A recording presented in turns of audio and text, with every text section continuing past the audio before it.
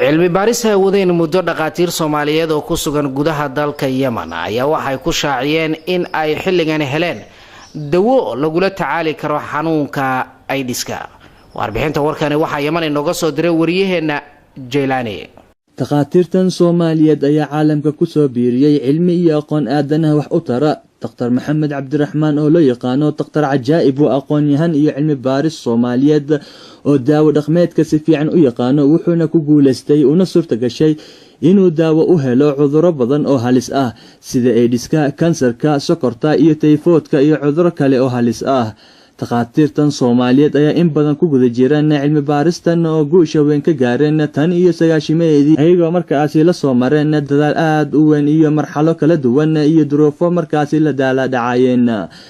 دكتور محمد عبد الرحمن عجائب ayaa la kulanay oo noo sheegay inuu dadaal iyo waqti badan ku bixiyay sidii ugu heli lahaa daawadan oo xal u ah cudurro badan oo daawooyinkoodu dhaqaatiir badan ku jahwareereen. cilmi baaristan oo soo socotay ilaa 99kii oo gashay sanadkii 18aad 2017 ayaa waxa hadda ay dhaqaatiirta cilmi baadh ay go'aamiyeen in hawlgal ay ka sameeyaan hawlgalkaas Soomaaliya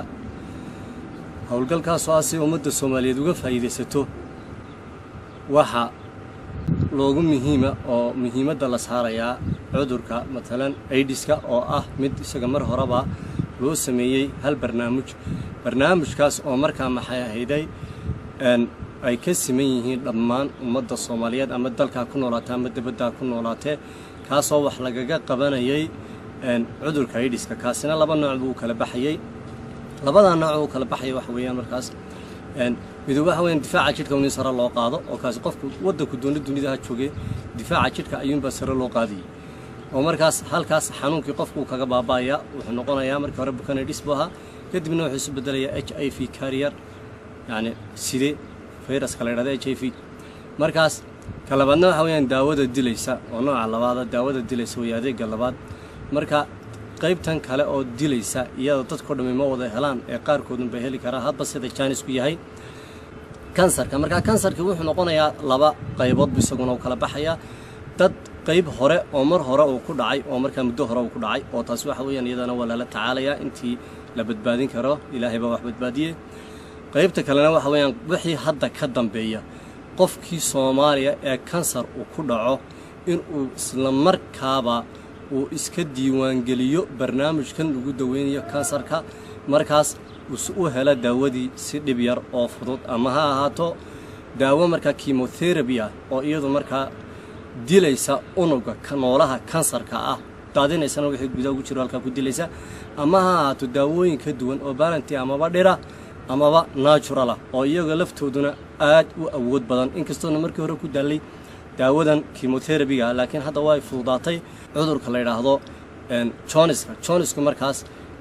kansarka iyo uu ka yar dhib badan yahay AIDS-ka wuxuu kala qaybsamayaa matalan qof xaaladiisa khatar gashay oo aan dawo qaadan karin oo beerkiisa aanu awoodi karin inuu dawadii metabolismkiisa u bedelo markaa daawo receptorada ay qaabili karaan qofkaas oo kale markaas xaalad gaar ah loo daweynaya marka isaguna waxa soo raaca cudurka la yiraahdo macaanka isaga laftiisu wuxuu kala qaybsamayaa qof marka uu ku dhacay iyo qof hore u qabay oo muddo dheer ka soo wareegtay marka kan uu ku dhacay isla markaa uu ku dhaco qofkii Soomaaliga adduunka meesha doonaba ka joogay ama dalka Soomaaliya jooga ama meel ka baxsan joogay waa inuu isdiiwaan geliyaa si loo siiyo daawadii sonkorta marka daawadaasi dadka badhka qaar koodna way ka kaxaysaa oo waxay ka dhigtaa inaanu cudurkii qabin oo kale waa intii hadda aanu tijaabinay dadka uu ku cusub yahay sonkortu waxa kale oo ku xigay isaguna kaliyaha waxaan ognahay imika sida dalka Soomaaliya oo kale dadku inay iska baraan inta badan oo cudurka kaliyaha oo kale ma garanaysaa hore isaga dhintaan waxyaalo iyadoon loo sameeynin wax maydha qalab maydha kaliyihii adeeg fiican aan helin marka isagana waxaan u sameeynaa insha Allah barnaamij baanu u sameeynay barnaamijkaas oo ah kaliyihii in iyadana wax laga qabto haday dhagxaan ku jirto haday infection ku jirto hadii marka kalidu iyada lafteedu ay ay maxay ahayd shaqadii ay ka baxeen laanta cilmi baar doctorada cilmi baar waxay ku bishaareynayaan in ay hayaan AIDS-ka inay xal u hayaan maanta oo ay daweyn karaan adigoo aan ka bixin maxay transport aad u dheer adoon raacin wada diyaarad ilaa European ama Mareykanka timi ayay waxay ku hayaan in aad halkaaga joogay inaad iska daweynayso Soomaaliya aad jooga marka cilmi baarisna hore soo bilaabantay ilaa imikana socota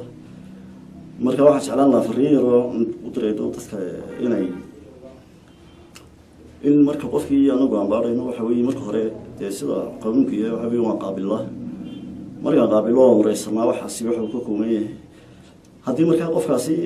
aan ka helo ama kansar ama waxyaabo kale ama TB ama waxyaabaha maaragtay ku dhaca waxa weeye daawadii u baahnaa masina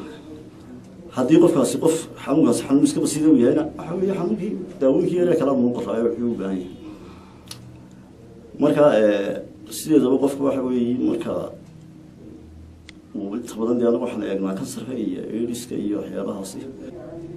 waxyaabo badan baa qofka jira oo kansarku kale wuxuu ku dhacaa intan maaragtay halkan glandiska ama loo yaqaan cervical naasaha dumarka stomachka oo abadinka caloosha xubnaha kale ee bini'aadmiga ama maaragtay meelaha nugulfiska ama lugaha kaga dhaca sidoo kale TB baa jirta labada hadaba iskala waxa weeye TB-da iyo kansarka inta badan isku dhawaadaan qofka marwad baa jirta aad u dirto TB-da kaga dhacday jiskiisa ama fiicada kaga dhacday ama glandiska oo ay ku daado sababadii way biigelayaan kaliya ilaahdan u gudbisa ma laga yaabaa takhtar ku dhashay Soomaaliya oo ku caanbaxo oo soo alifo daawo wax u tar ah ummadda la deriska ah cudurrada halista ah sidoo kale ma laga yaabaa dawladda Soomaaliya iyo shirkadaha caafimaadka iyo sidoo kale shacab inay ka faa'iideystaan daawadan oo daaweynayso Soomaali badan oo qabto cudurradan halista uu sheegay inuu daaweynayo Soomaalida qaarkooda aysan awoodin in ay isdaaweeyaan ama ay heli karin qarash ay ku tagi lahaayeen meelaha la isku daaweeyo cudurkaas محمد جيلاني صومالي نيوز يمن صنعاء.